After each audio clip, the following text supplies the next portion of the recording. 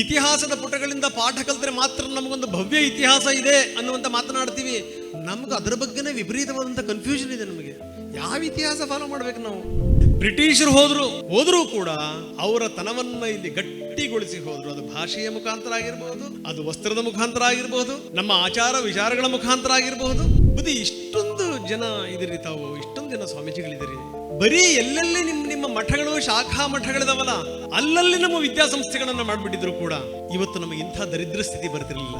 ಬೇರೆ ಬೇರೆ ರಾಷ್ಟ್ರಗಳಲ್ಲಿ ಹೋಗಿ ನಮ್ಮ ನಾಯಕರುಗಳು ಮಾತಾಡೋದನ್ನ ತಾವು ಕೇಳಿರ್ತೀರಿ. ನಮ್ಮ ದೇಶದ ವ್ಯವಸ್ಥೆಯ ಮೇಲೂ ನಮ್ಮ ನಂಬಿಕೆ ಇಲ್ಲ, ನೀವು ಚುನಾವಣೆ ವ್ಯವಸ್ಥೆ ಮೇಲೆ ನಿಮಗೆ ನಂಬಿಕೆ ಇಲ್ಲ, ಇಲ್ಲಿ ಆಳುವಂತಹ ಒಂದು ವ್ಯವಸ್ಥೆ ಮೇಲೆ ನಿಮಗೆ ನಂಬಿಕೆ ಇಲ್ಲ, ನ್ಯಾಯಾಲಯಗಳ ಮೇಲೆ ನಿಮಗೆ ನಂಬಿಕೆ ಇಲ್ಲ, ಹೋಗ್ಲಿ ನಮ್ಮ ಪರೀಕ್ಷಾ ಪದ್ಧತಿಗಳು ಅದರ ಮೇಲೆ ನಿಮಗೆ ನಂಬಿಕೆ ಇಲ್ಲ. ನಾಚಿಕೆ ಆಗುವಂತ ಸಂಗತಿ ಅಂತಂದ್ರೆ ನಮ್ಮ ಸೈನಿಕರ ಮನೋಬಲವನ್ನು ಕೂಡ ನಾವು ಕುಗ್ಗಿಸುವಂತ ರೀತಿಯಲ್ಲಿ ಮಾತಾಡ್ತೀವಲ್ಲ. ಇಂಥ ಒಂದು ಮನಸ್ಥಿತಿಯನ್ನ ಜನಗಳು ತಲುಪಿಬಿಟ್ರೆ ನೀವು ಯೋಚನೆ ಮಾಡಿ, ಅಧಪತನ ಆಗದಂಗಿರುತ್ತಾ? ಇದ ಭಾರತೀಯತೆ. ನೀವು ಭಜನೆ ಮಾಡ್ತೀರಾ, ಭಜನೆ ಮಾಡಂಗಿಲ್ಲ, ಶಬ್ದ ಅದಕ್ಕೊಂದು ಕಾನೂನು, ದೇವಸ್ಥಾನದ ದುಡ್ಡು ಅದೆಲ್ಲವನ್ನು ಕೂಡ ಎಲ್ಲದಕ್ಕೂ ಬೇಕಾದ್ರೂ ಉಪಯೋಗಿಸ್ಕೋಬಹುದು. ಇದನ್ನ ನಾವು ಕೇಳಲ್ವಲ್ಲ, ಅದನ್ನ ಹೇಳಿ. ತಕ್ಕಡಿಗೆ ಹಿಡ್ಕೊಂಡ್ ಬಂದಂತ ಬ್ರಿಟಿಷರು, ಅದಕ್ಕಿಂತ ಮೊದಲೇ ಬಂದಂತ ಆಕ್ರಮಣಕಾರರು ನಮ್ಮ ಮೇಲೆ ಏನೇನ್ ಮಾಡಿದ್ರು, ನಮ್ಮನ್ನ ದೋಚಿದ್ರು, ಲೂಟಿ ಹೊಡೆದ್ರು, ನಮ್ಮ ಜ್ಞಾನ ಭಂಡಾರಕ್ಕೆ ಬೆಂಕಿ ಇಟ್ರು, ನಮ್ಮ ದೇಗುಲಗಳು ಶ್ರದ್ಧಾ ಕೇಂದ್ರಗಳನ್ನ ಕೆಡವಿದ್ರು, ನಮ್ಮನ್ನ ಆಳಿದ್ರು. ಸಾಮಾನ್ಯ ಸಂಗತಿನ 600-700 ವರ್ಷಗಳ ಕಾಲ ಆಳಿಸ್ಕೊಂಡ್ವಿ. ಅದಾದ್ಮೇಲೆ ತಕ್ಕಡಿ ಹಿಡಿದಂಥವರ ಸರದಿ, ತಕ್ಕಡಿ ಹಿಡ್ಕೊಂಡು ಬಂದರು, ಬೇರೆ ಬೇರೆಲ್ಲ ಬಂದರು. ದೊಡ್ಡ ಪ್ರಮಾಣದಲ್ಲಿ ಬ್ರಿಟಿಷರು ತುಂಬಾ ಆಳವಾಗಿ ಇಲ್ಲಿ ಬೇರೂರಿದ್ರು. ಸುಮಾರು 200 ವರ್ಷಗಳ ಕಾಲ ಅವರು ನಮ್ಮನ್ನು ಆಳಿದ್ರು. ಎಂಥ ಸ್ಥಿತಿ ಇತ್ತು ನಮ್ದು ಅಂತಂದ್ರೆ, ಈ ನಿರಂತರವಾಗಿ ಆಳಿಸ್ಕೊಂಡು ನಮಗೆಲ್ಲೋ ಒಂದು ಕಡೆಗೆ ಈ ರೀತಿ ಶರಣಾಗತಿ ಅನ್ನುವಂಥದ್ದು ಒಂದು ನಮ್ಮ ಜೀವನದ ಭಾಗ ಆಗಿಬಿಡುತ್ತೆ. ನಮ್ಗೆ ಏನೋ ಒಂದು ಅದರಲ್ಲೊಂದು ಆನಂದ. ಈಗಲೂ ನೋಡಿ, ಶರಣಾಗತಿ ಅಂತಂದ್ರೆ ಭಯಂಕರವಾಗಿ ಆನಂದ ಪಡುವಂತವ್ರು ಇದ್ದಾರೆ. ಇವ್ರು ಎಲ್ಲ ನೆರವಿಗೆ ನಿಂತಂತವ್ರು ಯಾರು? ಅದು ಮುಸಲ್ಮಾನ ದೊರೆಗಳಿಗಾಗ್ಲಿ, ಬ್ರಿಟಿಷರಿಗಾಗ್ಲಿ ಅವರ ಬೆಂಬಲಕ್ಕೆ ನಿಂತಂತವ್ರು ಯಾರು ಪ್ರತಿರೋಧಿಸಲಿಕ್ಕೆ ಸಾಧ್ಯವಿಲ್ಲವೋ ಅಂಥವ್ರು ಮೊದಲು ಅವ್ರಿಗೆ ಜೈಕಾರ ಹಾಕ್ಬಿಟ್ರು. ಅದಾದ್ಮೇಲೆ ಈ ಬದುಕಲು ಕಲಿಯಿರಿ ಅಂತ ಒಂದು ಪುಸ್ತಕ ಇದೆ, ಬಹಳ ತುಂಬಾ ಒಳ್ಳೆಯ ಉದ್ದೇಶ ಇಟ್ಕೊಂಡು ಬರೆದಿರುವಂತ ಪುಸ್ತಕ. ನಾನು ಆ ಹೆಸರನ್ನು ಮಾತ್ರ ಹೇಳಿದೆ. ಕೆಲವರು ಯಾರ ಜೊತೆಗೂ ಬೇಕಾದರೂ ಕೂಡ ಬದುಕುವಂತ ಕಲಿಗಾರಿಕೆ ಇರುತ್ತೆ, ಅಂಥವ್ರು ಅವ್ರ ಜೊತೆ ಸೇರ್ಕೊಂಡ್ರು, ಅವ್ರಿಗೆ ಮಾರ್ಗದರ್ಶಕರಾದ್ರು. ಕೆಲವರು ಅವರ ಸೈನ್ಯದಲ್ಲೂ ಕೂಡ ಸೇರ್ಕೊಂಡ್ರು, ನಮ್ಮರ ವಿರುದ್ಧನೇ ಹೋರಾಟ ಮಾಡ್ಲಿಕ್ಕೆ ಶುರು ಮಾಡಿದ್ರು. ಇದನ್ನ ನಾವು ನೋಡಿದೀವಿ. ಕೊನೆಗೆ ಬ್ರಿಟಿಷರಿಗೆ ಎಷ್ಟು ಇದು ಸಲೀಸಾಗಿ ಹೋಯ್ತು ಅಂತಂದ್ರೆ, ಇವರಿಗೆ ಎಂದೂ ಕೂಡ ಇವರಿಗೆ ಸ್ವತಂತ್ರದ ಅಗತ್ಯವೇ ಇಲ್ಲ. ಜೊತೆಗೆ ಒಂದ್ಸರಿ ಬ್ರಿಟಿಷ್ ಅಧಿಕಾರಿಗಳು ಹೇಳ್ತಾರಂತೆ, ನಿಮಗೆ ಯಾಕೆ ಬೇಕು ಸ್ವಾತಂತ್ರ್ಯ? ನಿಮಗೆ ಯಾವುದೇ ಕಾರಣಕ್ಕೂ ಕೊಡಕ್ಕಾಗಲ್ಲ ಸ್ವಾತಂತ್ರ್ಯವನ್ನ. ಯಾಕಂದ್ರೆ ನೀವು ಕೊಟ್ಬಿಟ್ರೆ ನಿಮಗೆ ಆಳ್ವಿಕೆ ಮಾಡಕ್ ಬರಲ್ಲ. ನೀವು ನೀರಿನ ಮೇಲೆ ಕಂದಾಯ, ಗಾಳಿ ಮೇಲೆ ಕಂದಾಯ, ಎಲ್ಲದ್ರ ಮೇಲೂ ಕೂಡ ಕಂದಾಯ ಜಡಿತೀರಿ, ನೀವು ಟ್ಯಾಕ್ಸ್ ಜಡಿತೀರಿ, ನಿಮಗೆ ಆಳ್ವಿಕೆ ಮಾಡಕ್ ಬರಲ್ಲ ಅಂತ. ಯಾಕೆ ಅವರಿಗೆ ಹಾಗನ್ನಿಸ್ತು ಅಂತಂದ್ರೆ, ನಮ್ಮವರ ವರ್ತನೆಗಳು. ವಸಾಹತು ಶಾಹಿ ಅನ್ನುವಂಥದ್ದು ಇದೆಯಲ್ಲ, ಅದು ಯಾವ ರೀತಿ ನಮ್ಮಲ್ಲಿ ಬೇರ್ಬಿಡ್ತಾ ಹೋಯ್ತು ಅಂತಂದ್ರೆ, ಬರೀ ಏನು ಅಂದ್ರೆ ಅದು ಮೊದಲು ನಮ್ಮ ಸಂಸ್ಕೃತಿ, ನಮ್ಮ ಸಭ್ಯತೆ, ನಮ್ಮ ಪರಂಪರೆಯ ಮೇಲೆ ನೇರವಾದಂಥ ದಾಳಿನ ಶುರು ಮಾಡಿದ್ರು. ನೇರವಾದಂಥ ದಾಳಿ. ಇಲ್ಲಿ ವ್ಯತ್ಯಾಸ ಇದೆ. ಇಲ್ಲಿ ಮುಸಲ್ಮಾನ ದೊರೆಗಳು, ಆಕ್ರಮಣಕಾರರು ಯಾರ್ಯಾರು ಬಂದ್ರಲ್ಲ, ನಮ್ಮ ಮೇಲೆ ಆಕ್ರಮಣ ಮಾಡಿದ್ರಲ್ಲ, ಅವ್ರದ್ದೊಂದು ಹುಚ್ಚಾಟ ಏನು ಅಂದ್ರೆ, ಸಿಕ್ಕಿದ್ರು ಹೊಡೆದಾಕ್ಬಿಟ್ಟೆ, ಇಲ್ಲ ಅಂತಂದ್ರೆ ಬೆಂಕಿ ಹಚ್ಚಿಬಿಟ್ಟೆ ಅಂತ ಮುಗಿದೋಯ್ತು ಕತೆ. ಅಲ್ಲಿಗೆ ನಮಗೆ ಬೇಡದ್ದಲ್ಲಿ ಕಾಣಲೇಬಾರ್ದು ಅನ್ನುವಂಥ ಒಂದು ಮನೋಭಾವನೆ ಅವ್ರದ್ದು. ಬ್ರಿಟಿಷರು ಅವ್ರಿಗಿಂತ ಬಹಳ ವಿಭಿನ್ನರಾಗಿರುವಂಥವ್ರು. ಅವ್ರಿಗೆ ಗೊತ್ತು, ಇಂಥ ಒಂದು ಸಮೃದ್ಧಶಾಲಿ ದೇಶ, ಇಷ್ಟೊಂದು ಭಕ್ತಿ ಶ್ರದ್ಧೆ ನೆಲೆಯಾಗಿರುವಂಥ ನೆಲ, ಇದರಲ್ಲೇನೋ ಇದೆ. ಅವರು ಅದನ್ನು ಹುಡುಕ್ತಾ ಹೋದ್ರು. ಎಲ್ಲೆಲ್ಲಿ ಏನೇನು ಸಿಗುತ್ತೆ ನಮ್ಮಲ್ಲಿ ಅಮೂಲ್ಯವಾದದ್ದು, ಅದೆಲ್ಲದನ್ನೂ ಕೂಡ ಕದ್ಕೊಂಡು ಹೋಗ್ಬಿಟ್ರು ಕೆಲವೊಂದನ್ನು. ಈಗಲೂ ಕೂಡ ನಮ್ಮಲ್ಲಿ ಸಿಗದಿರುವಂಥ ಅದ್ಭುತವಾದಂಥ ಗ್ರಂಥಗಳು, ಜ್ಞಾನ ಭಂಡಾರ ನಿಮಗೆ ಎಲ್ಲಿ ಸಿಗುತ್ತೆ ಅಂತಂದರೆ, ನೀವು ನೋಡ್ಬೇಕು. ನೀವು ಜರ್ಮನಿಯ ವಸ್ತು ಸಂಗ್ರಹಾಲಯದಲ್ಲಿ ಅಥವಾ ಲಂಡನ್ನ ಬೇರೆ ಬೇರೆ ಭಾಗಗಳಲ್ಲಿ, ಅಲ್ಲಿನ ಲೈಬ್ರರಿಗಳಲ್ಲಿ ಸುರಕ್ಷಿತವಾಗಿಟ್ಟಿದ್ದಾರೆ. ನಮ್ಮಲ್ಲಿ ಈ ದೇವರ ಪುಸ್ತಕಗಳನ್ನು ಅದೆಲ್ಲವನ್ನೂ ಕೂಡ ನಾವು ತುಂಬ ಶ್ರದ್ಧೆಯಿಂದ ನಮಸ್ಕಾರ ಮಾಡಿ ಅದಕ್ಕೊಂದು ಕವರ್ ಹಾಕಿಟ್ಬಿಡ್ತೀವಿ. ಕವರ್ ಹಾಕಿಟ್ಬಿಟ್ರೆ ನಮ್ಮ ಕರ್ತವ್ಯ ಮುಗೀತು. ನಾವು ಓದ್ತೀವಿ, ಬಿಟ್ಟರೆ ಬಿಡ್ತೀವಿ ಅನ್ನುವಂಥ ಒಂದು ಮನೋಭಾವನೆ. ಅವ್ರು ಹಂಗಲ್ಲ. ಇಲ್ಲಿ ಪಂಡಿತರನ್ನೇ ಬಳಸ್ಕೊಂಡು ಅದರ ಒಳಗಡೆ ಏನಿದೆ ಅದನ್ನು ಡಿಕೋಡ್ ಮಾಡುವಂತಹ ಪ್ರಯತ್ನವನ್ನು ಮಾಡಿದರು. ಡಿಕೋಡ್ ಮಾಡಿದರು. ಓ, ಇವರು ಇಷ್ಟೊಂದೆಲ್ಲ ಮುಂದುವರೆದಿದ್ರು ಇವರು. ಬರೀ ನೀವು ಪಂಚಾಂಗವನ್ನು ತಿರುಗಿಸಿ ಹಾಕ್ಬಿಟ್ರೆ ಯಾವಾಗ ಹುಣ್ಣಿಮೆ, ಯಾವಾಗ ಅಮಾವಾಸ್ಯೆ, ಯಾವಾಗ ಗ್ರಹಣ, ಎಷ್ಟು ಹೊತ್ತಿಗೆ, ಎಷ್ಟು ಗಂಟೆ, ಎಷ್ಟು ನಿಮಿಷ, ಎಷ್ಟು ಸೆಕೆಂಡ್ಗಳಿಗೆ ಇಲ್ಲೇ ಕೂತ್ಕೊಂಡು ಇಷ್ಟೊಂದೆಲ್ಲ ಕ್ಯಾಲ್ಕುಲೇಷನ್ ಮಾಡಿದ್ರು ಅಂತಂತಂದರೆ ಇನ್ನೆಷ್ಟು ಬುದ್ಧಿ ಹೊಂದಿರಬೇಕು ಇವರು. ಅದೆಲ್ಲವನ್ನು ಕೂಡ ಶೋಧಿಸ್ತಾ ಹೋದರು. ಬೇರೆ ಬೇರೆಯವರ ಹೆಸರಲ್ಲಿ ರಿಸರ್ಚ್ ಪುಸ್ತಕಗಳು ಬಂದವು. ನಾವು ಅದನ್ನು ಕಣ್ಣಿಗೆ ಓದ್ಕೊಂಡು ನಮ್ಮ ಮಕ್ಕಳುಗಳಿಗೆ ಕಲಿಸಿದ್ವಿ. ವಸಾಹತು ಶಾಹಿ ಅನ್ನುವಂಥದ್ದು ಇದೆಯಲ್ಲ, ಬಂದರು ನಮ್ಮನ್ನು ಆಳ್ವಿಕೆ ಮಾಡಿದ್ರು, ಹೌದ್ರಿ ನಮ್ಮ ಗ್ರಾಚಾರ ಸುಮಾರಾಗಿತ್ತು, ನಮ್ಮ ಕರ್ಮ ನಾವು ಕಿತ್ತಾಡ್ತಾ ಇದ್ವಿ, ಬಂದರು ಹೋದರು, ಅಲ್ಲಿಗೆ ಮುಗಿಯಲ್ಲ. ಅವ್ರು ಹೋಗ್ಬೇಕಾದ್ರೆ ಗಟ್ಟಿಯಾಗಿ ನಮ್ಮ ಮನಸ್ಸಲ್ಲಿ, ನಮ್ಮ ರಕ್ತದ ಕಣಕಣದಲ್ಲಿ ತುಂಬಿ ಹೋಗ್ಬಿಟ್ರು. ನಾವು ನಿಮ್ಮನ್ನು ಬಿಟ್ಟು ಹೋದ್ರೂ ಕೂಡ ನೀವು ಜನ್ಮ ಜನ್ಮಾಂತರಕ್ಕೂ ಕೂಡ ನೀವು ಇದರಲ್ಲೇ ಸಾಯ್ಬೇಕು ಅಂತ. ಹೇಗೆ ಅಂತ ನಾನು ಹೇಳ್ತೀನಿ. ಇವತ್ತು ನಾನು ಈ ಶಾಲೆಗೆ ಬಂದೆ. ಶಾಲೆಗೆ ಬಂದಾಗ ಶಾಲೆಯಲ್ಲಿ ಕಲಿಸುವಂತಹ ರೀತಿ, ಧರ್ಮ, ಭಕ್ತಿ, ಶ್ರದ್ಧೆ, ಒಂದೊಂದು ಕ್ಲಾಸಿಗೂ ಹೋದಂಥ ಸಂದರ್ಭದಲ್ಲಿ ನೀವೆಲ್ಲ ಎದ್ದು ನಮ್ಮನ್ನು ಸ್ವಾಗತ ಮಾಡ್ತಿದ್ದಂಥ ರೀತಿ, ಸಂಸ್ಕೃತ ಕಲಿಸುವಂಥ ಬಗ್ಗೆ, ನಮ್ಮ ಭಾಷೆ, ನಮ್ಮ ಸಂಸ್ಕೃತಿ, ನಮ್ಮ ಪರಂಪರೆ ಅನ್ನುವಂಥ ಮನೋಭಾವನೆ ಎಲ್ಲ ಕಡೆಗೂ ಕೂಡ ಕಾಣ್ತಾ ಇತ್ತು. ಆದರೆ ಆಳಿಸ್ಕೊಂಡು ನಾವು ಹಿಂದೆ ಯಾವ ಸ್ಥಿತಿ ಬಂದಿದ್ವಿ ಅಂತಂದರೆ, ನೀವು ಯಾವುದೇ ಒಂದು ಅದ್ಭುತವಾದಂಥ ಗ್ರಂಥ ಕೊಟ್ಟರು ಕೂಡ ಅದರಲ್ಲಿ ಏನಿದೆ ಅನ್ನುವಂಥದ್ದು ನಮಗೆ ಗೊತ್ತಿರಲಿಲ್ಲ. ನಾನಾಗಲೇ ರೋಹಿತ್ ಚಕ್ರತೀರ್ಥ ಅವ್ರ ಜೊತೆಗೆ ಮಾತಾಡ್ತಾ ಒಂದು ಮಾತನ್ನು ಹೇಳ್ತಾ ಇದ್ದೆ ನಾನು. ಈ ಕಾಡಲ್ಲಿ ಒಂದು ವಿಶಿಷ್ಟವಾದಂಥ ಪ್ರಾಣಿ ಇದೆ. ಆ ಪ್ರಾಣಿ ತನ್ನ ಜೀವನ ಪರ್ಯಂತ ಒಂದು ಸುವಾಸನೆಯನ್ನು ಅರಸಿಕೊಂಡು ಹೋಗುವಂಥದ್ದೇ ಅದರ ಕೆಲಸ. ಹುಡುಕು ಜೀವನ ಪೂರ್ತಿ ಹುಡುಕುತ್ತೆ. ಕೊನೆ ತನಕ ಅದು ಸಾಯೋ ತನಕನೂ ಕೂಡ ಆ ಸುವಾಸನೆ ಎಲ್ಲಿಂದ ಬರ್ತದೆ ಅನ್ನುವಂಥದ್ದು ಅದಕ್ಕೆ ಗೊತ್ತೇ ಆಗಲ್ಲ, ಸತ್ತೇ ಹೋಗುತ್ತೆ. ಅದಕ್ಕೆ ಗೊತ್ತಿಲ್ಲ, ಅದರ ದೇಹದಿಂದಲೇ ಆ ಸುಗಂಧ ಹೊರಗಡೆ ಬರ್ತಾ ಇತ್ತು ಅನ್ನೋದು ಗೊತ್ತಿಲ್ಲ. ಕಸ್ತೂರಿ ಮೃಗದ ಎಕ್ಸಾಂಪಲ್ನ ನಾವು ಮಾತಾಡ್ತಾ ಇದ್ವಿ.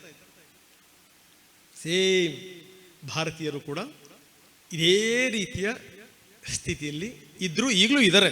ನಾನು ಹೇಳ್ತಾ ಇದ್ದೀನಿ, ವಸಾಹತುಶಾಹಿ ನಮ್ಮನ್ನು ಆಳ್ವಿಕೆ ಮಾಡ್ತಿದ್ದಂಥವರು, ವಿಸ್ತರಣಾವಾದಿಗಳು, ಅವರು ನಮ್ಮನ್ನು ಬಿಟ್ಟು ಹೋದರು. ಆದರೆ ಭದ್ರವಾಗಿ ಬೇರೂರಿಸಿ ಹೋಗಿದ್ರು. ಚಾಣಕ್ಯನ ಕಥೆಯನ್ನು ನೀವು ಕೇಳಿದ್ದೀವಿ. ತುಂಬ ಬಹಳ ಅದ್ಭುತವಾಗಿದೆ ಅದು. ಚಾಣಕ್ಯ, ತಾವು ಕೇಳಿರ್ತೀರಿ, ನಾನು ಮತ್ತೊಂದು ಸರಿ ಅದನ್ನು ಹೇಳ್ತೀನಿ. ಚಾಣಕ್ಯ ನಡ್ಕೊಂಡ್ಬರ್ತಾ ಇರ್ತಾನೆ ಶಿಷ್ಯಂದ್ರ ಜೊತೆಗೆ. ಯಾವುದೋ ಒಂದು ಮರದ ಬೇರಿಗೆ ಅವನ ಕಾಲು ತಾಕಿಬಿಡುತ್ತೆ, ಯಮಯಾತನೆ ಆಗುತ್ತೆ ಅವನಿಗೆ, ಕಾಲಿಂದ ರಕ್ತ ಸೋರ್ತಾ ಇರುತ್ತೆ. ಅವನು ನಿಂತಂದವನು ಅಲ್ಲೇ ನಿಲ್ತಾನೆ. ನಿಂತುಬಿಟ್ಟು ಈ ಒಂದು ದೊಡ್ಡದಾದಂಥ ಒಂದು ಕಲ್ಲನ್ನು ತಗೊಂಬಂದು ಅದನ್ನು ಜಜ್ಜಿ ಇಡ್ತಾನೆ. ಅದಾದ್ಮೇಲೂ ಕೂಡ ಅವನಿಗೆ ಸಮಾಧಾನ ಆಗಲ್ಲ. ಅದಾದ್ಮೇಲೆ ಅವನು ಹೇಳ್ತಾನೆ ತನ್ನ ಶಿಷ್ಯಂದ್ರಿಗೆ, ನೋಡಪ್ಪ ಇಲ್ಲಿ ಇದೆಯಲ್ಲ, ಇಲ್ಲೊಂಚೂರು ಪಾತಿ ತೆಗಿರೆಯ ಇಲ್ಲಿ ಅಂತ. ಇವ್ರಿಗೆ ಆಶ್ಚರ್ಯ, ಯಾಕೆ ಪಾತಿ ತೆಗಿಬೇಕು, ತೆಗೀರಿ. ಪಾತಿ ತೆಗೆದ್ರು. ಪಾತಿ ತೆಗೆದಾದ್ಮೇಲೆ ಹತ್ತಿರದಲ್ಲಿ ಏನಾದರೂ ಮನೆ ಇದೆಯಾ ನೋಡು, ಯಾವ್ದಾದ್ರು ಬೆಲ್ಲದ ನೀರಿದ್ರೆ ತಗೊಂಬ ಅಂತ. ಸರಿ, ಶಿಷ್ಯ ಹೋದ, ಒಂದಿಷ್ಟು ಬೆಲ್ಲದ ನೀರನ್ನು ತಗೊಂಬಂದ. ಆ ಪಾತಿ ಆಗಿರುವಂಥ ಜಾಗಕ್ಕೆ, ಜಜ್ಜಿರುವಂಥ ಜಾಗ, ಪಾತಿ ಆಗಿರುವಂಥ ಜಾಗಕ್ಕೆ ಚಾಣಕ್ಯ ಆ ನೀರನ್ನು ಸುರಿದು ಎಲ್ಲ ಆಯಿತು. ಇನ್ನು ನಡಿ ಹೋಗೋಣ ಅಂತ.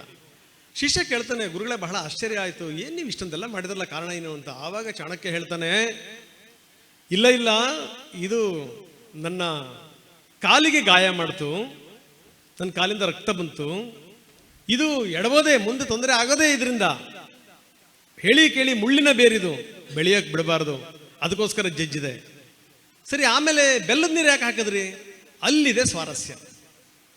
ಯಾಕಪ್ಪ ಅಂದರೆ, ಬೆಲ್ಲದ ನೀರನ್ನು ಹಾಕಿದಾಗ ಸುತ್ತಮುತ್ತ ಎಲ್ಲ ಇರುವೆಗಳು ಸೇರ್ಕೊಳ್ತವೆ. ಇನ್ನು ಸ್ವಲ್ಪ ದಿವಸ ಬಂದು ನೋಡು, ಬೇರೆ ಸಮೇತ ಇದನ್ನು ತಿಂದಿರ್ತವೆ, ಮತ್ತಿದು ಬೆಳೆಯಲ್ಲ.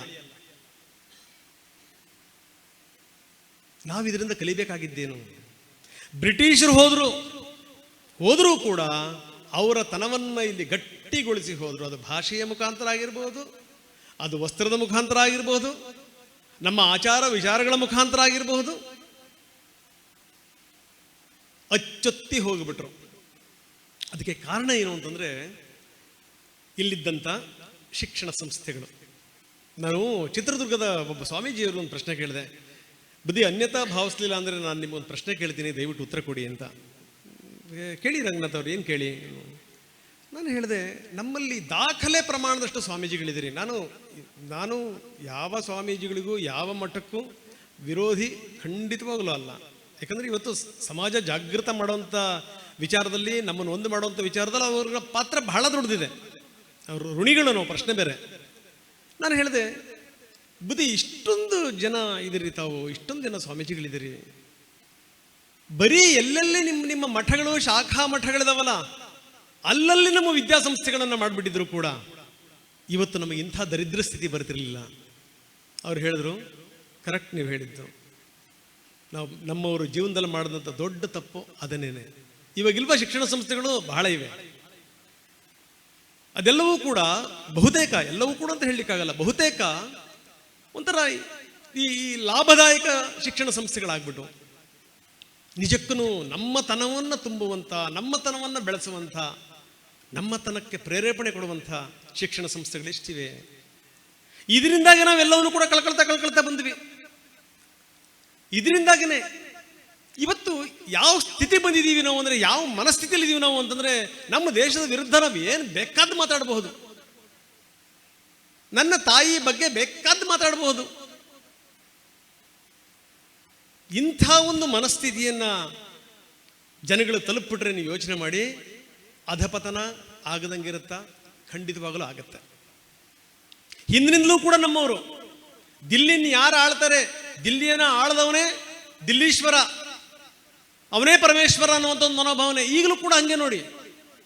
ದಿಲ್ಲಿಲಿರುವಂಥ ನಾಯಕರು ಪೆಕರ್ರ, ಪೆದ್ರ ಕೇಳಲ್ಲ, ಹೋಗಿ ಅವರು ಹೇಳಿಬಿಟ್ರೆ ಪರಮಾನಂದ. ಇಂಥ ಒಂದು ಮನೋಭಾವನೆ ಎಲ್ಲಿ ತಂದಿದ್ದೀವಿ ನಾವು? ಏನಾದರೂ ಮಾತಾಡ್ಬೇಕಾದ್ರೆ 10 ಬಾರಿ ಯೋಚನೆ ಮಾಡಿ ಮಾತಾಡಬೇಕು ಅಂತ ಸ್ಥಿತಿ ಇದೆ. ಜಾತಿ ಬಂದ್ಬಿಡುತ್ತೆ, ಮತ ಬಂದ್ಬಿಡುತ್ತೆ, ಕುಲ ಬಂದ್ಬಿಡುತ್ತೆ. ದೇಶ ಅನ್ನೋದನ್ನ ಬಿಟ್ಟು ನಾವು ಇನ್ನೆಲ್ಲ ವಿಚಾರಗಳ ಕಡೆಗೂ ಕೂಡ ಗಮನ ಕೊಡ್ತೀವಿ. ಇದಾ ಭಾರತೀಯತೆ? ಇದಾ ಭಾರತೀಯತೆ? ಎಲ್ಲಿ ಹೋಯ್ತು ನಮ್ಮತನ? ನಾನು ಬೇರೆ ಬೇರೆ ಕಡೆ ಹೋದಂಥ ಸಂದರ್ಭದಲ್ಲಿ ಕೆಲವೊಂದು ಎಕ್ಸಾಂಪಲ್ಗಳು ಕೊಡ್ತಾ ಇರ್ತೀನಿ. ಆನೆಯ ಕಾಲಿಗೆ ಒಂದು ಪುಟ್ಟ ಸರಪಳಿನ ಕಟ್ಟಿ ಒಂದು ಸಣ್ಣ ಗೂಟಕ್ಕೆ ಅದನ್ನು ಸಿಕ್ಸಿರ್ತಾರೆ, ತಾವು ನೋಡಿರ್ತೀರಿ. ಅದು ಒಂದು ಸರಿ ಎಳೆದ್ರೆ ಭೂಮಿ ಸಮೇತ, ಮಣ್ಣಿನ ಸಮೇತ ಕಿತ್ಕೊಂಬರುತ್ತೆ ಅದು. ಆದರೆ ಆನೆ ಎಂದೂ ಕೂಡ ಪ್ರಯತ್ನ ಮಾಡಲ್ಲ, ಎಂದೂ ಕೂಡ ಪ್ರಯತ್ನ ಮಾಡಲ್ಲ. ದೊಡ್ಡದಾದ್ರೂ ಕೂಡ ಪ್ರಯತ್ನ ಮಾಡಲ್ಲ. ಚಿಕ್ಕದ್ದು ಇದ್ದಾಗನಿಂದ ಅದಕ್ಕೆ ಅಂದ್ಕೊಂಡಿರುತ್ತೆ, ಅಯ್ಯೋ ಇದು ಬಹಳ ಸ್ಟ್ರಾಂಗ್ ಇದೆ, ಇದು ಬಹಳ ಸ್ಟ್ರಾಂಗ್ ಇದೆ, ಇದು ಬಹಳ ಬಲವಾಗಿದೆ, ಇದನ್ನು ನಾನು ಎಳಿಲಿಕ್ಕೆ ಸಾಧ್ಯವೇ ಇಲ್ಲ. ಸುಪ್ತ ಮನಸ್ಸು ಅದನ್ನು ಹೀರ್ಕೊಳ್ಳುತ್ತೆ. ಮುಂದೆ ಎಂದೆಂದೂ ಕೂಡ ಅದು ಕಾಲು ಝಾಡಿಸುವಂಥ ಮನಸ್ಥಿತಿಗೆ ಹೋಗಲ್ಲ. ಭಾರತೀಯರು ಆಗಿರೋದು ಹಂಗೇನೆ. ಅದಕ್ಕೆ ಕಾರಣ ಏನಪ್ಪ ಅಂತಂದರೆ ನಮ್ಮ ಶಿಕ್ಷಣ ಸಂಸ್ಥೆಗಳು, ನಾವು ಮಕ್ಕಳುಗಳನ್ನು ಯಾವ ರೀತಿ ಬೆಳೆಸಿದ್ವಿ ಅನ್ನೋದು. ಸರಿ, ಈ ಮಾತು ಮತ್ತೊಂದು ಕೇಳಲೇಬೇಕು. ಇಲ್ಲಿ ಓದಿರುವಂಥ ಮಕ್ಕಳುಗಳಿದಾರಲ್ಲ, ಅವ್ರಿಗೆ ಈ ಬಾಧೆ ಎಂದೂ ಕೂಡ ಕಾಡಲ್ಲ ನೋಡಿ. ಯಾಕೆ ಗೊತ್ತಾ?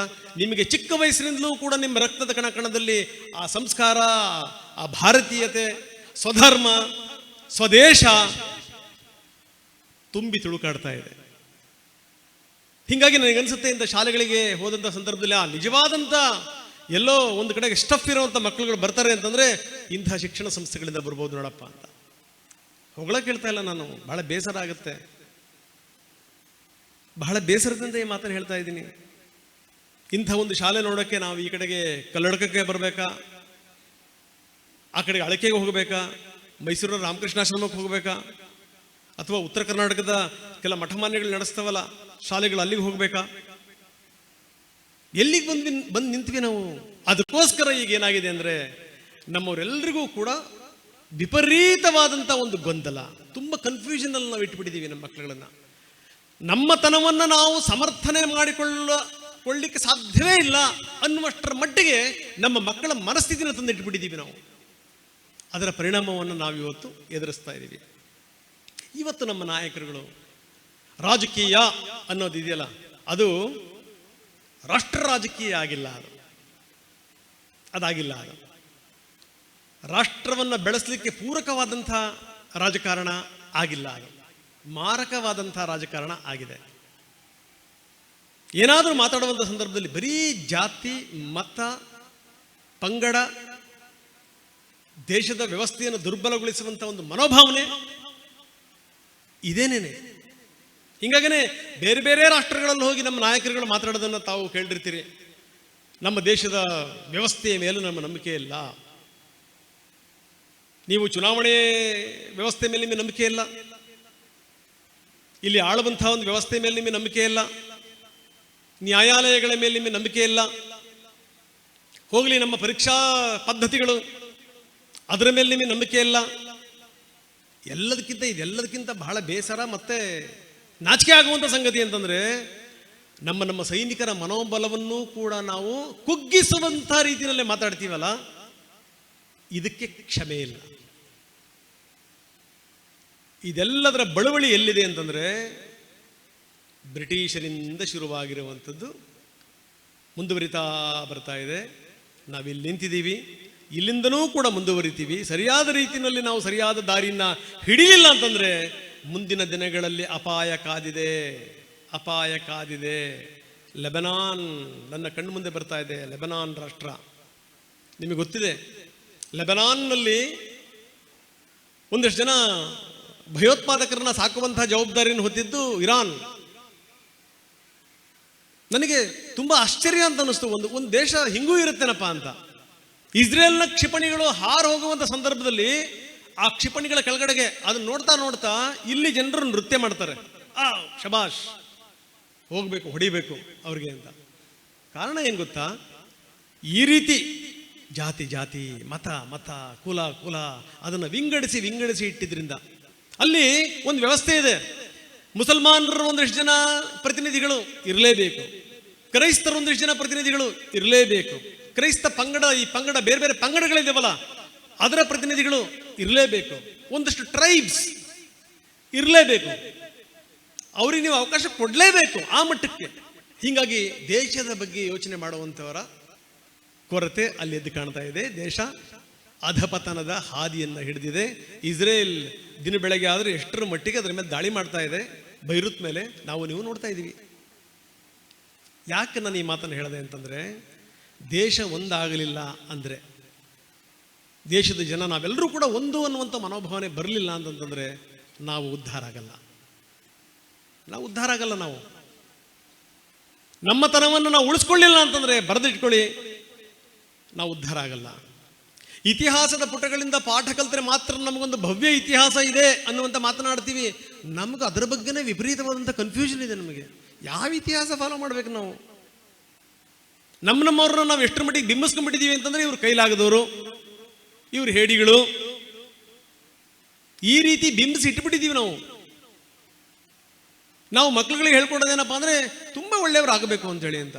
ಯಾರಾದರೂ ಕೆಟ್ಟವ್ರ ಸಹವಾಸ ಮಾಡಬಾರದು. ನೀವು ಯಾರಾದರೂ ಏನಾದರೂ ಅಂದರೆ ಅನಿಸ್ಕೊಂಬರ್ಬೇಕು. ನೋ, ಕಷ್ಟ ಆಗ್ಬಿಡುತ್ತೆ. ನಾಳೆ ನಿಮ್ಮ ರಕ್ಷಣೆ ನಿಮ್ಮ ಹೊಣೆ ಅನ್ನೋದನ್ನು ನೀವು ಹೇಳ್ಕೊಡ್ಲಿಲ್ಲ ಅಂತಂತಂದರೆ ಭಾಳ ಕಷ್ಟ ಆಗುತ್ತೆ. ಇಲ್ಲಿ ಈ ಶಾಲೆಯಲ್ಲಿ ನಾನು ಕಂಡಿದ್ದದು, ತಮ್ಮ ಕೆಲಸಗಳನ್ನು ಆ ಮಕ್ಕಳುಗಳೇ ಮಾಡಬೇಕು. ಈ ಮುಖಾಂತರ ಏನು ಅಂದರೆ ಆಟದಿಂದ ಪಾಠ, ಇದನ್ನು ಕಲಿಯುವಂಥ ವ್ಯವಸ್ಥೆ. ನೀವೆಲ್ಲರೂ ಕೂಡ ಭಾಗ್ಯವಂತರು. ಈ ಸಂದರ್ಭದಲ್ಲಿ ನಾನು ಹೇಳಲೇಬೇಕು, ಇಸ್ರೇಲ್ನ ನಾವು ಎಲ್ಲ ಸಂದರ್ಭಗಳನ್ನು ನಾವು ಒಪ್ತೀವೋ ಅಥವಾ ಎಲ್ಲ ವಿಚಾರಗಳನ್ನು ನಾವು ಒಪ್ತೀವೋ ಇಲ್ವೋ ಪ್ರಶ್ನೆ ಬೇರೆ. ಆದರೆ ಸಂಸ್ಕೃತದ ವಿಚಾರಕ್ಕೆ ಸಂಬಂಧಪಟ್ಟಂಗೆ ಮಾತಾಡುವಂಥ ಸಂದರ್ಭದಲ್ಲಿ ಆಗಲೇ ಡಾಕ್ಟರ್ ಕೂಡ ಅದನ್ನು ಉಲ್ಲೇಖ ಮಾಡಿದ್ರು. ಈ ಭಾಷೆ ವಿಚಾರಕ್ಕೆ ಸಂಬಂಧಪಟ್ಟಂಗೆ ಮಾತಾಡುವಂಥ ಸಂದರ್ಭದಲ್ಲಿ 48ರಲ್ಲಿ ಸ್ವಾತಂತ್ರ್ಯ ಬಂದಂಥ ಸಂದರ್ಭದಲ್ಲಿ ಹೀಬ್ರೂ ಎಲ್ಲಿತ್ತು ಸ್ವಾಮಿ? ಹುಡ್ಕೊಂಬಂದ್ರಲ್ಲ, ಒಟ್ಟು ಮಾಡಿದ್ರಲ್ಲ. ಈಗಲೂ ಕೂಡ ಪುಟ್ಟ ನೆಲಕ್ಕೋಸ್ಕರ ಹೋರಾಟ ಮಾಡುವಂಥ ಒಂದು ಮನೋಭಾವನೆ ಇದೆಯಲ್ಲ, ಆ ಮನೋಭಾವನೆಯನ್ನು ನಾವು ಮೆಚ್ಚಬೇಕು, ಅದನ್ನು ಫಾಲೋ ಮಾಡಬೇಕು. ನಮ್ಮ ಸ್ಥಿತಿ ಅವರ ಸ್ಥಿತಿಗಿಂತ ಬಹಳ ಭಿನ್ನವಾಗೇನೂ ಇಲ್ಲ. ನಮಗಿದು ಅರ್ಥ ಆಗ್ತಿಲ್ಲ ಅಷ್ಟೇನೆ. ಮುಂದಿನ ದಿನಗಳಲ್ಲಿ ಅರ್ಥ ಆಗುವಂಥ ಸ್ಥಿತಿ ಬರುತ್ತೆ, ಬರೆದಿಟ್ಕೊಳ್ಳಿ. ಆವಾಗ ನೀವು ಏನೂ ಮಾಡ್ಲಿಕ್ಕೆ ಸಾಧ್ಯವಿಲ್ಲ. ಮಕ್ಕಳುಗಳನ್ನು ನಾವೆಲ್ಲೋ ಒಂದು ಕಡೆಗೆ ಬಹಳ ಸುಖವಾಗಿ ಅವರಿಗೆ ಕಷ್ಟನೇ ಕೊಡ್ದಾನೆ, ಜೀವನ ಅಂದ್ರೇನು, ಜೀವನಾನುಭವ ಅಂದ್ರೇನು, ಕಷ್ಟ ನಷ್ಟಗಳು ಅಂದ್ರೇನು, ಕಷ್ಟಗಳನ್ನು ಎದುರಿಸುವಂಥ ಬಗೆ ಹೇಗೆ, ಏನು ಎತ್ತ, ಅದನ್ನು ನಾವು ಫಾಲೋ ಮಾಡಲಿಲ್ಲ ಅಂತಂತಂದರೆ ನಮಗೆ ಭವಿಷ್ಯ ಇಲ್ಲ, ನಮ್ಮ ಮಕ್ಕಳುಗಳಿಗೆ ಭವಿಷ್ಯ ಇಲ್ಲ. ನಮ್ಮದೇನೋ ಒಂದು ಹಂತ ದಾಡ್ಬಿಟ್ವಿ ನಾವು. ಮುಂದೆ ನಮ್ಮ ಪೀಳಿಗೆ ಯೋಚನೆ ಮಾಡಿ. ಇವತ್ತೇನಾದರೂ ನಾನು ನನ್ನ ಧರ್ಮ ಅಂದ ತಕ್ಷಣ ಹಣೆಪಟ್ಟಿ, ಇವನು ಯಾರೋ RSSನಲ್ಲಿರಬೇಕು, ಇಲ್ಲ ಇವನು ಯಾರೋ BJPಯವನಿರಬೇಕು. ಏನು ಕರ್ಮರಿ ಇದು? ಅತ್ಯಂತ ಹೆಚ್ಚಿನ ಸಂಖ್ಯೆಯಲ್ಲಿರುವಂಥವರು ಹಿಂದೂಗಳು. ನಮ್ಮ ಧರ್ಮ ಅಂತ ಅನ್ಬೇಕಾದ್ರೂ ಕೂಡ ನಾವು ಯೋಚನೆ ಮಾಡಬೇಕು. ನಮ್ಮ ಶ್ರದ್ಧಾ ಕೇಂದ್ರಗಳನ್ನ ವಿಚಾರಕ್ಕೆ ಸಂಬಂಧಪಟ್ಟಂಗೆ ನಾವು ಹೋರಾಟ ಮಾಡಬೇಕು, ಕೋರ್ಟಿಗೆ ಹೋಗಬೇಕು. ಒಂದಾದ ಮೇಲೆ ಕೋರ್ಟಿಗೆ ಹೋಗಿ ಆಮೇಲೆ ಗೆದ್ದು ನಾವು ಸಂಭ್ರಮ ಪಡಬೇಕು. ಎಂಥ ಸ್ಥಿತಿ ಇದು? ರಾಮನ ತಲೆಯ ಮೇಲೆ ಹಾಲು ಸುರಿದು ಬಂದು ನಿಂತ್ಕೊಂಡು ಮಾತಾಡ್ತಾ ಇದ್ದೀನಿ ನಾನಲ್ಲಿ. ರಾಮನ ಸಭೆ ನಡೀತಾ ಇರುತ್ತೆ. ನಡೀತಿದ್ದಂಥ ಸಂದರ್ಭದಲ್ಲಿ ಶ್ರೀರಾಮ ಹೇಳ್ತಾನೆ ಲಕ್ಷ್ಮಣನ್ ಕರೆದು, ಲಕ್ಷ್ಮಣ, ಯಾರೋ ಹೊರಗಡೆ ನನಗೆ ಕಾಯ್ತಾ ಇದ್ದಾರೆ ಅಂತ ಅನಿಸ್ತಾ ಇದೆ, ಒಂದು ಸ್ವಲ್ಪ ನೋಡ್ಕೊಂಬಾರಪ್ಪ ಅಂತ. ಹೋಗ್ತಾನೆ, ಸುತ್ತಮುತ್ತ ನೋಡ್ತಾನೆ, ಯಾರೂ ಇಲ್ಲ. ವಾಪಸ್ ಬಂದು ಹೇಳ್ತಾನೆ, ಇಲ್ಲಣ್ಣ ಯಾರೂ ಇಲ್ಲ ಅಂತ. ಇಲ್ಲ ನನ್ನ ಮನಸ್ಸು ತುಂಬ ಹೇಳ್ತಾ ಇದೆ, ನೋಡು ಅಂತ. ಒಂದು ನಾಯಿ ನಿಂತಿರುತ್ತೆ. ತುಂಬ ಜನಕ್ಕೆ ಗೊತ್ತು ಈ ಕಥೆ. ಆ ನಾಯಿಯ ತಲೆಯಿಂದ ರಕ್ತ ಸುರಿತಾ ಇರುತ್ತೆ. ಆಶ್ಚರ್ಯ, ನಾಯಿ ಮಾತಾಡುತ್ತೆ, ನಾನು ರಾಮನ ಹತ್ರ ಹೋಗಬೇಕು, ರಾಮನ ಬಳಿ ಹೋಗಿ ನಾನು ನ್ಯಾಯ ಕೇಳಬೇಕು. ಲಕ್ಷ್ಮಣ ಕರ್ಕೊಂಬರ್ತಾನೆ ಆ ನಾಯಿಯನ್ನು. ಅದು ರಾಮನಿಗೆ ಹೇಳುತ್ತೆ, ರಾಮ, ನನ್ನ ಪಾಡಿಗೆ ನಾನಿದ್ದೆ, ಆದರೆ ಯಾರೋ ಒಬ್ಬ ಭಿಕ್ಷುಕ ನನ್ನ ತಲೆಗೆ ಕಲ್ಲಿಂದ ಹೊಡೆದು ಬಿಟ್ಟ, ನನ್ನ ತಲೆಯಲ್ಲಿ ನೋಡು ರಕ್ತ ಸುರಿತಾ ಇದೆ. ಯಾರವನು? ಹಿಡ್ಕೊಂಬನಿ. ಬರ್ತಾನವನು, ಒಪ್ಕೋತಾನೆ, ಹೌದು ನಾನು ನಾಯಿ ಹೊಡೆದೆ ನಾನು ಅಂತ. ಯಾಕೆ ಹೊಡೆದೆ? ಆವಾಗ ಅವನು ಹೇಳ್ತಾನೆ, ಇಲ್ಲ ನಾನು ಬಹಳ ಕೋಪದಲ್ಲಿದ್ದೆ, ನನಗೆ ಅನ್ನ ಸಿಕ್ಕಿರಲಿಲ್ಲ, ಊಟ ಸಿಕ್ಕಿರಲಿಲ್ಲ, ನನಗೆ ತುಂಬ ಹಸುವಾಗ್ಬಿಟ್ಟಿತ್ತು. ಆ ಕೋಪ ಯಾರ ಮೇಲೆ ತಿರ್ಸ್ಕೋಬೇಕು ಅಂತ ಗೊತ್ತಾಗಲಿಲ್ಲ. ಈ ನಾಯಿ ಪಕ್ಕದಲ್ಲಿತ್ತಲ್ಲ, ಕಲ್ಲು ತಗೊಂಡು ಜಜ್ಜಿಬಿಟ್ಟೆ ಅಂತ ಆಯ್ತಲ್ಲ. ರಾಮನಿಗೆ ಏನು ಶಿಕ್ಷೆ ಕೊಡ್ಬೇಕು ಇವನಿಗೆ? ಆವಾಗ ರಾಮ ನಾಯಿಯನ್ನೇ ಕೇಳ್ತಾನಂತೆ, ನೀನೇ ಏನಾದರೂ ಸಜೆಷನ್ ಕೊಡ್ತೀಯಾ ನೋಡು ಅಂತ. ಆವಾಗ ನಾಯಿ ಹೇಳುತ್ತೆ, ಇಲ್ಲೊಂದು ಈ ದೊಡ್ಡ ಈ ಧರ್ಮದರ್ಶಿಗಳ ಒಂದು ಪೋಸ್ಟ್ ಇದೆಯಲ್ಲ, ಒಂದು ದೊಡ್ಡ ದೇವಸ್ಥಾನದಲ್ಲಿ, ಆ ಪೋಸ್ಟನ್ನು ಕೊಟ್ಬಿಡಿ ಇವನಿಗೆ, ಅದೇ ಶಿಕ್ಷೆ ಅಂತ. ರಾಮ ಹೇಳ್ತಾನೆ, ಗೊತ್ತಾ ನಿನಗೆ ಅದರ ಬೆಲೆ ಎಷ್ಟು ಅಂತ? ಅದರ ಬೆಲೆ ಎಂಥದ್ದು ಅಂತ? ಬಹಳ ಗೌರವಯುತವಾದಂಥ ಹುದ್ದೆ ಅದು. ನಾಯಿ ಹೇಳ್ದಂತ, ಇಲ್ಲ ರಾಮ, ದಯವಿಟ್ಟು ಕೊಡಿ ಅವನಿಗೆ. ಮುಂದುವರೆದು ಹೇಳುತ್ತದು, ನಾನು ಕೂಡ ಹಿಂದಿನ ಜನ್ಮದಲ್ಲಿ ಅದೇ ರೀತಿ ಧರ್ಮದರ್ಶಿಯಾಗಿದ್ದೆ. ಅಹಂಕಾರದಿಂದ ನಾನು ಆಡಿದ್ದೆ ಆಟ ಹೂಡಿದ್ದೆ ಲಗ್ಗೆ ಅನ್ನೋ ರೀತಿಯಲ್ಲಿ ಆಡ್ತಾ ಇದ್ದೆ. ಭಗವಂತ ನನಗೆ ಇವತ್ತು ಈ ಸ್ಥಿತಿ ತಂದಿಟ್ಬಿಟ್ಟ. ಅವನು ನನಗೇನೋ ತಪ್ಪಿಲ್ದೆ ನನ್ನ ತಲೆಗೆ ಹೊಡೆದೇನು, ಹೀಗಾಗಿ ಅವನು ಅಲ್ಲಿ ಕೂತ್ಕೊಳ್ಳೋಕೆ ಬಹಳ ಯೋಗ್ಯನಾಗಿರುವಂಥವನು, ಅವನ್ನ ಕೂಡಿಸಿ ಅಂತ. ಅಂಥ ನಾಯಿಗೂ ಕೂಡ ನ್ಯಾಯ ಒದಗಿಸಿದಂಥ ರಾಮನಿಗೆ ಎಷ್ಟು ವರ್ಷಗಳ ನಂತರ ನಾವು ನ್ಯಾಯ ಒದಗಿಸಿದ್ವಿ? ನಾಚಿಗೇಡಿನ ಸಂಗತಿ, ಪರಮ ನಾಚಿಗೇಡಿನ ಸಂಗತಿ. ಇವತ್ತು ಕೂಡ ನಾವು ಹೋರಾಟ ಮಾಡಬೇಕು, ಇವತ್ತು ಕೂಡ ನಾವು ಪರದಾಡಬೇಕು, ಇವತ್ತು ಕೂಡ ನಾವು ಬೇಡಬೇಕು. ನೀವು ಭಜನೆ ಮಾಡ್ತೀರಾ, ಭಜನೆ ಮಾಡಂಗಿಲ್ಲ, ಶಬ್ದ, ಅದಕ್ಕೊಂದು ಕಾನೂನು. ನೀವೇನಾದರೂ ಟೂರ್ ಗೀರ್ ಕಳಿಸ್ತೀರಾ, ಇಂಥವರು ಇಂತಿಂಥ ಮಕ್ಕಳುಗಳೇ ಹೋಗಬೇಕು, ಅದಕ್ಕೊಂದು ಕಾನೂನು. ದೇವಸ್ಥಾನದ ದುಡ್ಡು ಅದೆಲ್ಲವನ್ನು ಕೂಡ ಎಲ್ಲದಕ್ಕೂ ಬೇಕಾದರೂ ಉಪಯೋಗಿಸ್ಕೋಬಹುದು. ಇದನ್ನು ನಾವು ಕೇಳಲ್ವಲ್ಲ, ಅದನ್ನು ಹೇಳಿ. ಯಾಕಪ್ಪ ಅಂತಂದ್ರೆ ಆ ಜೀನಲ್ಲಿ ಬಂದುಬಿಟ್ಟಿದೆ ನಮಗೆ. ಇದನ್ನ ನೋಡಿ ನೋಡಿ ನೋಡಿ ವ್ಯವಸ್ಥೆ ಎಲ್ಲರೊಳಗೊಂದಾಗು ಮಂಕುತಿಮ್ಮ ಅನ್ನೋದಿದೆಯಲ್ಲ, ನಾವು ಇಲ್ಲಿ ತುಂಬ ಚೆನ್ನಾಗಿ ಅದನ್ನು ಅಳವಡಿಸ್ಕೊಂಡ್ಬಿಟ್ಟಿದ್ದೀವಿ. ಹೀಗಾಗಿ ಬ್ರಿಟಿಷರು ಬಿಟ್ಟು ಹೋದರೂ ಕೂಡ ಈ ಮನೋಭಾವನೆ ಇದೆಯಲ್ಲ ನಮ್ಮನ್ನು ಬಿಟ್ಟು ಹೋಗಿಲ್ಲ. ನಾನು ಹೆಚ್ಚೊತ್ತಗಳಲ್ಲಿ 2 ನಿಮಿಷದಲ್ಲಿ ನಾನು ಮುಗಿಸ್ತೀನಿ. ಹೀಗಾಗಿ ಏನು ಅಂದರೆ ನಮ್ಮದನ್ನೆಲ್ಲವನ್ನೂ ಕೂಡ ನಾವು ಬಿಡ್ತಾ ಹೋದ್ವಿ, ಎಲ್ಲವನ್ನೂ ಕೂಡ. ಒಂದೇ ಮಾತರಂ ವಿಚಾರಕ್ಕೆ ಸಂಬಂಧಪಟ್ಟಂಗೆ, ಒಂದೇ ಮಾತರಂ ವಿಚಾರಕ್ಕೆ ಸಂಬಂಧಪಟ್ಟಂಗೂ ಕೂಡ ಅಪಸ್ವರ ಬಂತು ನಮ್ಮಲ್ಲಿ. ಕಾಕಿನಾಡದಲ್ಲೊಂದು ಅಧಿವೇಶನ, ಆವಾಗ ಯಾವುದೇ ಕಾಂಗ್ರೆಸ್ ಅಧಿವೇಶನ ಆದರೂ ಕೂಡ ವಿಷ್ಣು ದಿಗಂಬರ ಪುಲಸ್ಕರ್ ಸೋದರರು ಬಂದು ಒಂದೇ ಮಾತರವನ್ನು ಹಾಡ್ತಾ ಇದ್ರು. ಅದೊಂದು ಒಂದು ಲೆಕ್ಕದಲ್ಲಿ ಪದ್ಧತಿ ಆಗ್ಬಿಟ್ಟಿತ್ತು ಅದು. ಒಂದೇ ಮಾತರಂ ಬಗ್ಗೆ ನಾನು ಹೇಳ್ತೀನಿ ಎಷ್ಟರ ಮಟ್ಟಿಗೆ ಅಂತಂದ್ರೆ, ಟ್ಯಾಗೂರ್ ಅವರು ಕೂಡ ರಾಷ್ಟ್ರಗೀತೆಯನ್ನು ಬರೆದಂಥ ರವೀಂದ್ರನಾಥ ಟ್ಯಾಗೂರ್ ಅವ್ರಿಗೂ ಕೂಡ ಮನಸ್ಸಲ್ಲಿ ಇದ್ದಿದ್ದೇನು ಅಂದರೆ ಒಂದೇ ಮಾತರಂ ರಾಷ್ಟ್ರಗೀತೆ ಆಗಬೇಕು, ನನ್ನ ಹಾಡು ರಾಷ್ಟ್ರಗೀತೆ ಆಗೋದಲ್ಲ, ಒಂದೇ ಮಾತರಂ ರಾಷ್ಟ್ರಗೀತೆ ಆಗಬೇಕು ಅನ್ನೋದು. ಹಿಂಗಾಗೇ ಅವರು ಪ್ರಥಮ ಕಾಂಗ್ರೆಸ್ ಅಧಿವೇಶನದಲ್ಲಿ ಅವರು ಒಂದೇ ಮಾತರಮ್ಮನ ಹಾಡ್ತಾರೆ. ಮಲ್ಹಾರ್ ರಾಗದಲ್ಲಿ ಹಾಡಿದ್ರು ಅಂತ ಕೆಲವರು ಹೇಳ್ತಾರೆ, ಇಲ್ಲ ದೇಶ್ ರಾಗದಲ್ಲಿ ಹಾಡಿದ್ರು ಅಂತ ಕೆಲವರು ಹೇಳ್ತಾರೆ. ಅವರು ಹಾಡಿದ್ದು ನಿಜ, ಯಾಕಂದ್ರೆ ಒಂದೇ ಮಾತರಂ ಆಗಬೇಕು, ರಾಷ್ಟ್ರಗೀತೆ ಆಗಬೇಕು ಅಂತ. ಅದಕ್ಕೆ ಕತ್ರಿ ಬಿತ್ತಿಲ್ಲಿ.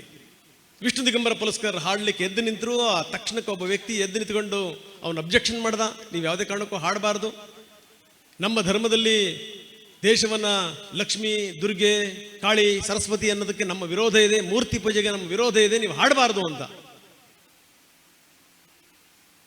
ಕಾಂಗ್ರೆಸ್ಸಿನ ಅಧ್ಯಕ್ಷ ಮೌಲಾನಾ ಮೊಹಮ್ಮದ್ ಅಲಿ ವಿರೋಧ ಮಾಡಿದಂಥವನು. ಸರಿ, ಅದನ್ನು ಹೇಳೋವಂಥ ಶಕ್ತಿ ಯಾರಿಗಿತ್ತು? ಇಲ್ಲಪ್ಪ ಅದೆಲ್ಲ ಆಗಲ್ಲ, ಇದಿರಬೇಕು ಅಂತ ಬಿತ್ತು ಕತ್ರಿ. ಅಂದ್ರೆ ನಮ್ಮಲ್ಲಿ ಯಾವುದು ನಮಗೆ ಪ್ರೇರಣೆ ಕೊಡ್ತಾ ಇತ್ತು, ಯಾವುದು ನಮಗೆ ಶಕ್ತಿ ಕೊಡ್ತಾ ಇತ್ತು, ಸಾಮರ್ಥ್ಯವನ್ನು ತುಂಬ್ತಾ ಇತ್ತು, ಅಂಥ ಒಂದು ದೇಶಭಕ್ತಿ ಗೀತೆಗೆ ನಾವು ಕತ್ರಿ ಹಾಕಿದ್ವಲ್ಲ, ಅಲ್ಲಿಂದ ಇಲ್ಲಿ ತನಕ ಅದು ನಡ್ಕೊಂಡ್ ಬರ್ತಾನೇ ಇದೆ. ಎಲ್ಲೋ ಒಂದು ಕಡೆಗೆ ಏನು ಅಂದರೆ ನಾಯಕರುಗಳಿಗೂ ಕೂಡ ವಿಪರೀತವಾದಂಥ ಗೊಂದಲ ಇದೆ.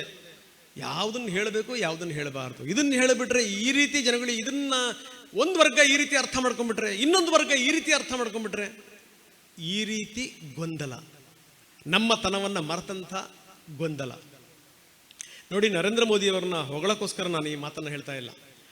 ಯಾರ್ಯಾರು ಒಳ್ಳೊಳ್ಳೆ ಕೆಲಸಗಳು ಮಾಡಿದ್ದಾರೆ, ತಪ್ಪಿದ್ದಾಗ ತಪ್ಪು, ಸರಿ ಇದ್ದಾಗ ಸರಿ. ಈಗ ನೋಡಿ, ಬಾಂಗ್ಲಾ ವಿಚಾರಕ್ಕೆ ಸಂಬಂಧಪಟ್ಟ ಇಷ್ಟೊಂದೆಲ್ಲ ರಾದ್ಧಾಂತಗಳಾಗ್ತಾ ಇದೆಯಲ್ಲ, ಇಂದಿರಾ ಗಾಂಧಿ ಇಟ್ಟಂತ ಹೆಜ್ಜೆಯನ್ನು ಯಾರಾದರೂ ಅಲ್ಲಗಳಿಲಿಕ್ಕೆ ಸಾಧ್ಯನಾ? ಬಹಳ ಒಳ್ಳೆ ಕೆಲಸ ಮಾಡಿದ್ರು, ಅದನ್ನು ಇನ್ನೂ ಕೂಡ ಸರಿಯಾದ ರೀತಿಯಲ್ಲಿ ಮಾಡಬೇಕಾಗಿತ್ತು ಅಂತ ಹೇಳ್ತೀವಿ ವಿನಃ ಅವರ ದೇಶಭಕ್ತಿಯನ್ನು ನಾವು ಅಲ್ಲಗಳಿಯಲ್ಲ. ಅದೇ ರೀತಿ ನರೇಂದ್ರ ಮೋದಿ ಈಗ ಎಲ್ಲೋ ಒಂದು ಕಡೆಗೆ ಏನು ಅಂತಂದ್ರೆ, ನಾನು ಇರೋದು ಹೀಗೆ, ನನ್ನ ಉತ್ತರದಾಯಿತ್ವ ದೇಶಕ್ಕೆ, ದೇಶದ ಉತ್ತರದಾಯಿತ್ವ ನನಗೆ ಅಂತ ಹೇಳುವಂಥ ಒಂದು ಮನೋಭಾವನೆ.